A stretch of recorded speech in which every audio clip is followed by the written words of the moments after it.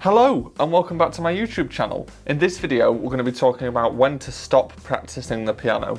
There are lots of videos out there, including my own, where we talk about how to push through with practice or how to practice more or how to practice more frequently, but I haven't seen that many talking about when you shouldn't practice or when you should stop practicing. So in this video I'm going to give you 5 situations where it's probably wise to stop practicing for the day.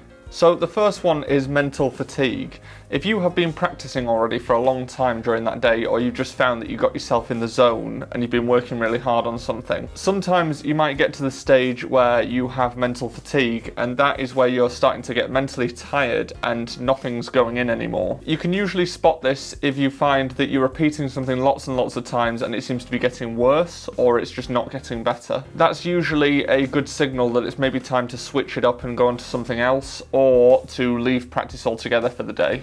Reason number 2 is pain.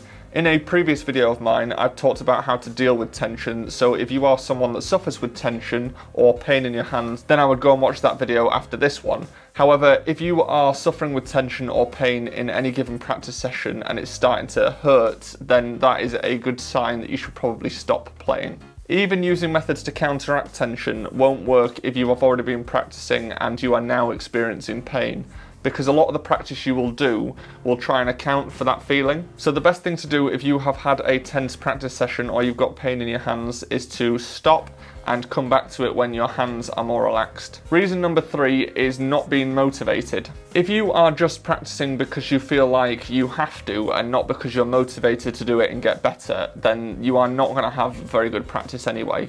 So you may as well wait until you're in a situation where you've motivated and you can have a more positive practice. You don't want piano to become something where you feel forced to do it. And that's not to say if you are feeling slightly unmotivated that day that you shouldn't sit down and have a go, but it does mean that you should stop practicing if it's not getting any better and you just really can't be bothered. I have it all the time where students come into me and give me every excuse under the sun why they haven't practiced, and I, as a teacher, and I'm sure every other teacher will agree, would much rather someone come in and say, I just couldn't be bothered this week, because that's something we can work with. We can find ways of making it a more motivating experience rather than just you feeling like you've got to trudge along and practice anyway. Reason number 4 is being aimless. If you sit down to practice with no real aim, then there is no point in practicing. Unless you are writing something or improvising or doing something like that where you're just doing it for a creative outlet. Playing without an aim is just wasted time sitting at the piano. If you are someone that sits at the piano an hour every day and finds that you're not progressing as fast as you like,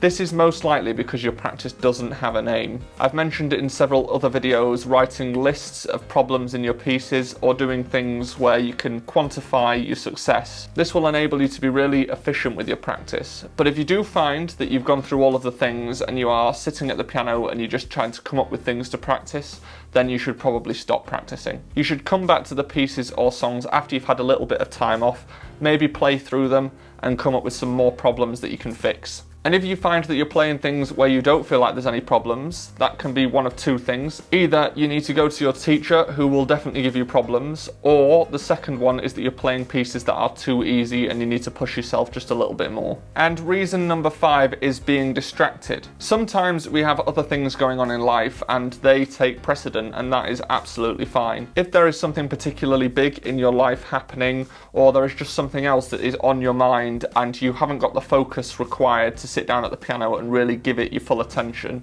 then that is a good sign to stop practicing. If you do want to sit at the piano and at least play something, then I would recommend doing improvisation or playing something that you already know, just so that you can focus on the musicality and emotional side of music. However, if you are trying to learn notes or you're just trying to focus on drilling and technique, this is not the time to do that if you've got other things on your mind, because that requires quite a bit of focus, and if you don't have it, you can't give it. There are always ways of practicing around other things that are happening in your life, or if you're not feeling motivated, there are always ways to motivate yourself, or your teacher can motivate you. So don't use these 5 things as an excuse not to practice if you just haven't done it, but they can be good indicators of when you should stop practicing if you've done a lot of practice already. If you have any other situations where you think it'd be a good idea to stop practicing, or you agree or disagree with my reasons, then let me know in the comments. If you would like to book an online lesson with me, then the link is in the description and you can now do that. And if you found this video useful, then hit me with a big like and subscribe, and I will see you next time.